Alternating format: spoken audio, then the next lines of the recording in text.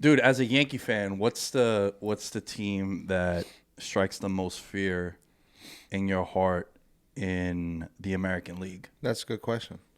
I'm a professional, bro. That's a good question. I would say the Rays, right? Because the Rays are a big threat. I would say Oakland. Houston is still a threat. For the Yankees, man, there's a lot of them. Oakland. I'm gonna still actually, you know what? I'm gonna still go Tampa, and here's why. I'm gonna go Tampa because until we prove that we can get over that hump of beating Tampa consistently, the Yankees, they're not. They're still. They really owned us the last two seasons. They beat us 10 out of 11 times in 2020, and then they kicked our ass in the ALDS. So I think it's the Rays, and I'll give you. What can you tell me about the White Sox? See, I was thinking about the White Sox. Here's why, right? So I'm looking at the World Series odds right now. I'm using DraftKings Sportsbook. For you, I would like the White Sox. For a betting guy like you, a Yeah. degenerate like you, Yeah. I would like the White Sox. I bet I love futures, MVPs, Cy Youngs and shit like that. I always bet MLB ones. There was one year, oh man. What do they have for the White Sox coming out of the AL? So out of the AL, I don't have it in front of me. Oh, league winner. Here we go. So right now in the American League, as I have my UFC bets on for tonight, brother. Okay, Yankees are the favorite, plus 230. White Sox, plus 380. Twins, plus 750. Tampa Bay, plus 850. White Sox have the second best odds. In the American League, yes. That's even after the injury news to Jimenez yesterday. Jimenez got hurt. 5 to 6 months, right? Well, yeah, and that's big.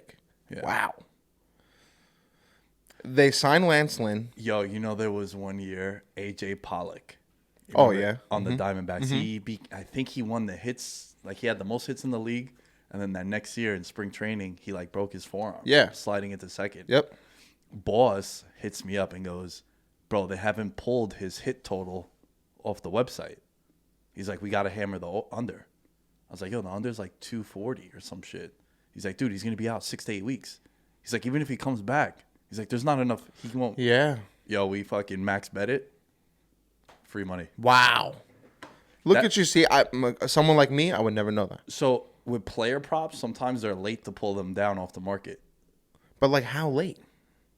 Dude, this happened, overnight. It was a West Coast Okay, game. So gotcha. it happened at, 10:30. Got you. Yes. So, Wow. Sometimes working the overnight. Look at you. Yo, look at you go. Look at you. Lie, cheat, and steal, baby. Free money. I like what the White Sox have done. Lance Lynn, they have a potent offense. We know what they can do with their offense. But it's going to be the question of we need to talk about the Twins too. They need to win that division if they're going to do anything. And the Twins are a pretty good baseball team. And they've won the division the last 2 years. So if you're a betting man, give me the White Sox. But to come out of the AL will be tough. Maybe to win the division, you got to go through the Yankees this season. I don't know if they can go toe-to-toe with the Yanks yet. The White Sox have my favorite player in baseball. Tim Anderson?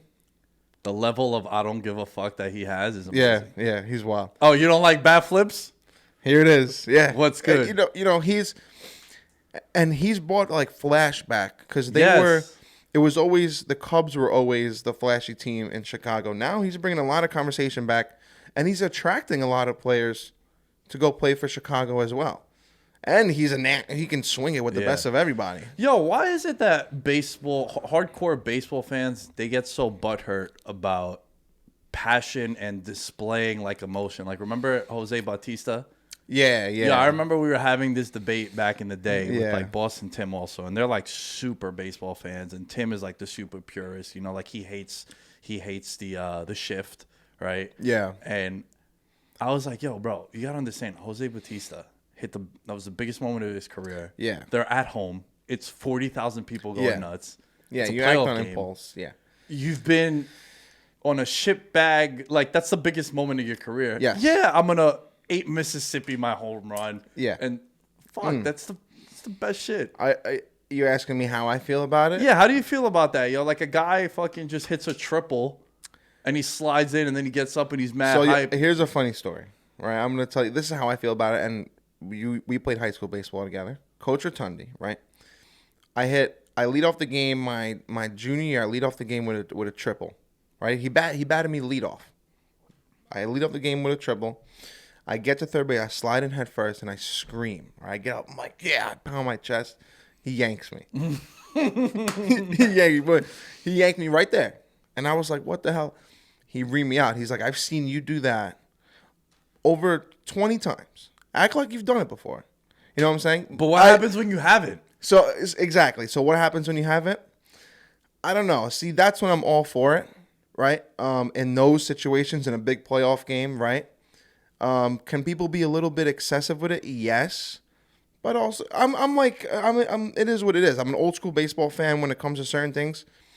But I don't think it should be done like a lot of guys do when they're down 7-1 in the seventh inning, right? With a solo home run. So I agree with you. That's why I think context is everything, right? Yeah. Like Jose Bautista hits that home run. It's like, bro, this is. And what made that moment better was his reaction to it. Exactly. That's bro, what that was people the remember cover it of a for. Drake freestyle. Yeah, that's what people remember it for. So I'm all for that. But if you're down 7-1 in the sixth or the seventh, you know, and you hit a home run off Garrett Cole, that's your second hit of the game. That's just like. I'm not with that. You're probably the next guy up is going to get one in the back. There was some heat for the U.S. women's national team a couple World Cups ago. I think the last World Cup, they played that first game, I think, against like Thailand, and they beat them 13-0. Wow. I remember they came out, and all the reports were like, oh, is that disrespectful to your opponent, this and that.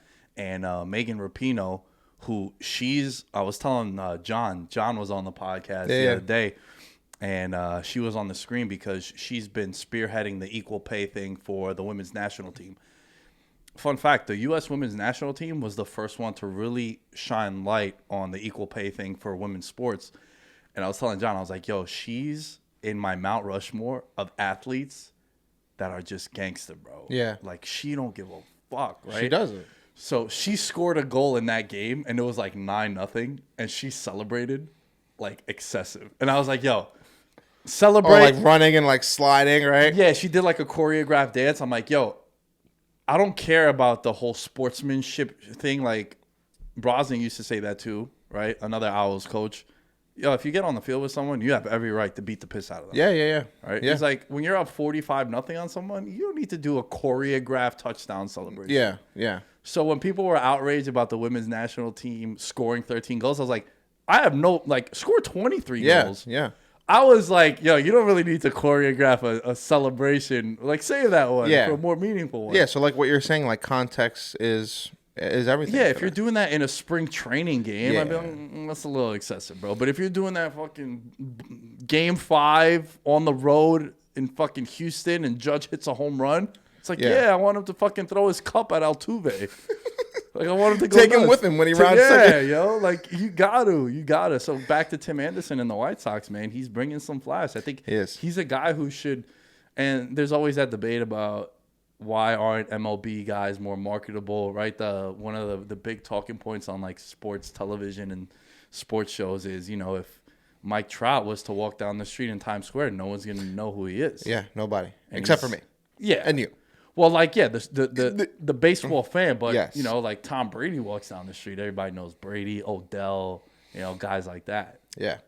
I mean, with Mike Trout, a lot of it has to do, MLB has a weird way of, like, running their business. I mean, really, they do. Mike Trout is clearly the best player in baseball, and you have guys that attract so much attention.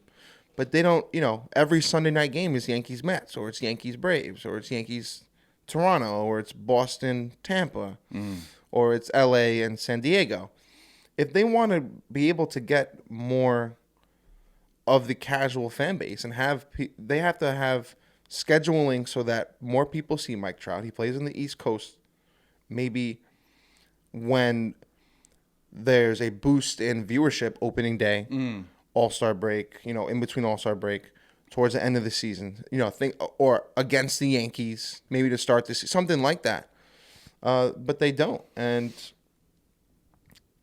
I don't know. It's going to be interesting. I want to stay with the theme of the American League. So you think it's the Rays and the White Sox as the biggest threat to the Yankees, who also the Yankees, not only are they your favorite team, they're also the favorite to win the American League. Yeah, I mean, and you can't forget about the Twins either. Right. Yeah, those are the top 4. Is there anyone in this Orioles, Royals, Angels. Yes, there is. Okay, who? Yes, there is. Angels. Angels, and shouts to Chris too, because Chris is big on the Royals this year, and they look great in the spring. They I think they lead like overall statistical categories in hitting. They lead the entire spring. Jorge Soler is going off, but I'm all in for the Angels this year, and it's because of what Houston has. Houston's demoted, right? Oakland has really not gotten better, but you know what you're going to get out of Oakland. Texas is not good. There's a window open in the AL West that hasn't been open for the last, 5 years, right? Because Houston's been pounding everybody. Oakland as well, 100 games, 95 games. There's a window open for the Angels, and I think this year they take it. I really do. If you look at the odds in the division, it's the tightest one of the bunch. The West. Yes. So, and what I mean by that is Where they have Houston? Houston's the favorite plus 125, Athletics plus 145, Angels plus 300. So it's like tight there at the top. Where you look at other ones, Dodgers minus 250, Padres plus 200. Third place is the Giants, 40-1. Wow. So at the top in the West in the American League, it's what you're saying, how it's pretty tight. It's tight, and I think if the Angels are gonna, can they win a division? Yes, I think they're gonna make the playoffs in general. Can they be a threat to the Yankees? I don't know, but I do see in that category of under the radar teams. And look out for the Royals too. The Royals signed Carlos Santana. They have Jorge Soler. They're gonna be a scrappy bunch. You know the best. The Royals 2015, how they play, man. They're gonna play 9 strong. But I have my eyes on the Angels this year. Something about them. Ohtani's looked spectacular. He's hitting 650 in spring. Healthy also. In 40 at bats. He hasn't looked so well on the mound, but they're gonna let him pitch. They have Joe Madden. Anthony Rendon is gonna be big. But those contracts are slowing them down. The Pujols contract, the Upton contract, he's still over there. The window is now, and if they got to grab it. If they're in it between the trade deadline, they're going to go get a big guy, a big starting pitcher. They were in on Garrett Cole. They were in on Trevor Bauer. Yeah. They just got the shit end of the stick. It's funny. The Angels. Who doesn't want to play with Mike Trout? Yeah. You know what I think with these big contracts, man, like guys like Trout, I feel as if you can't not hit like 320. Yeah. You know what I mean? Like the level of expectation is so high. So high. Because so much of the money is allocated to that guy do you think there's any like animosity between him and, the backup outfielder? As far as no pay scale wise, no jealousy. No, I don't think so because they know like who Daddy is. Yes, and Mike Trout carries himself a lot like Derek Jeter like, and he carries him. He's very humble. He's a guy that like still goes home to Philly every offseason and spends and like goes to like his local barber still and like goes. There was a story he visits his hometown high school. The new captain every season gets a visit from Mike Trout and like takes him out to dinner and stuff. So like he's one of those guys. All right, so I don't think it's any of that. I think he's the leader and he knows he's the leader on that team. And guys look up to him for that and he takes them under their wing. There's a lot of they've got one of the top prospects in baseball, Joe Adell. If Trout brings him under his wing, I mean, look at what can happen. You know what I'm saying? So I think Trout has guys look at him and they're like, "Holy shit, that's Mike Trout!" Right? If I saw him, I'd be like, "Holy shit, that's Mike Trout." But at the same time, he's very good with like humbling himself and just trying to get the job done. He's just trying to win. When it comes to prospects, I've always been curious about this one. In the NBA and the NFL, you can see like a guy has it. Whereas like when a guy's in the minors in baseball and he's a top prospect. Yeah. How many of those guys don't pan out? Like we mentioned A lot of those guys. Rosario before. Dude, I was hearing about Rosario since like 2016. Like, yo, they got this kid, fucking the next Jeter, the next fucking Miguel Tejada. Next Jose Reyes. Yeah. And then, like you said, just, he wasn't, let's be honest. He was not. So good. how many guys fail to reach those expectations? I think most of the guys do. I think there's a fine line between the guys that are huge prospects and don't make it and the guys that are not talked about and end up being monsters, right? Like, no one really knew about Aaron Judge until he came up and he hit the back-to-back home runs with Tyler Austin. I didn't hear about him. Bro, Noah Syndergaard was like a throw-in, and then Travis Darno. Yeah, the trade that they did then with, what's his name, Ari Dickey. And look how that turned out. But then, like, a good example is Jason Dominguez for the Yankees. They're comparing him to Mickey Mantle, Mike Trout, Ken Griffey Jr., and Bryce Harper. It's like, jeez. So what expectations do you have at that point then? If he doesn't go out there and hit 330 with 48 and 120 in his rookie year, he's trash. He's garbage. Yeah. So it's like that makes no sense to me. I can speak for Chris too. We're about the eye test, right? Like, me too, bro. Jason, he can hit front toss in front of an L screen for 440. So can I. You know what I'm saying? Like, anybody can do that. Put him in front of Max Scherzer for a spring. I haven't seen him in a spring training game. We've seen his only professional at bats in Double-A. So I think the difference between basketball, baseball, and football, like prospects, right, is the basketball. I mean, the talent gap is huge from NCAA to the NBA, but it's also different. It's a different skill base with baseball than it is with basketball and football. So I think that has a lot to do with it as well. I also think because a lot of these prospects we don't see. We just kind of hear about them. Yes. And what I mean by that is, you hear about the top 2%. Right, but also I'm talking about actually seeing like, on TV. Yeah. You don't watch AAA baseball. Like, where can you find it? No, yeah. Right? I mean, you really can't unless you're a local in the neighborhood. You know, the minor leagues for the NFL is college football. So you see those guys on Saturdays. You're right. I'm a big eye test guy too, man. You're right. That's a very good point. I never really thought about it like that. Yeah, man. They say that if you want to be a smart Sunday fan, watch on Saturdays. Because you get an idea of those next guys that are with baseball, you hear about the top 2% of every team's prospects. You hear about their top pitching prospect and their top hitting prospect. Right. You don't really see much. And that's why I think that leaves room for a lot of the guys that are unnoticed and come out and blossom. Right? Where in basketball and football, you hear about the opposite. You hear about 90% of them are busts. Right? What was the stat I saw on ESPN the other day? It was like, from 2009 to 2016, there were 32 quarterbacks drafted in the first round. None of them, or like 5% of them, are still on the same team or even signed a second contract. Right? So you hear a lot about that in football, but in baseball, you see a lot of them who can fly under the radar, and then come September call-ups, boom, and then they have a spot next year. So I don't know. But who knows? If Jason Dominguez comes out and he's a switch-hitting Mickey Mantle, sign me up. Dude, if you go back to 2012 in the NFL, Andrew Luck, out the league. His choice. Yep. RG3, 4 different teams. Yep. Ryan Tannehill, new team. Russell Wilson's still there. Now there's some issues of him maybe leaving. 2013, I believe there was no quarterback taken until Geno Smith in the second round. It was the first time. And Night. Night, yeah. What is he up to? I think last time I saw him, he was a backup for the Seahawks. Wow. Yeah.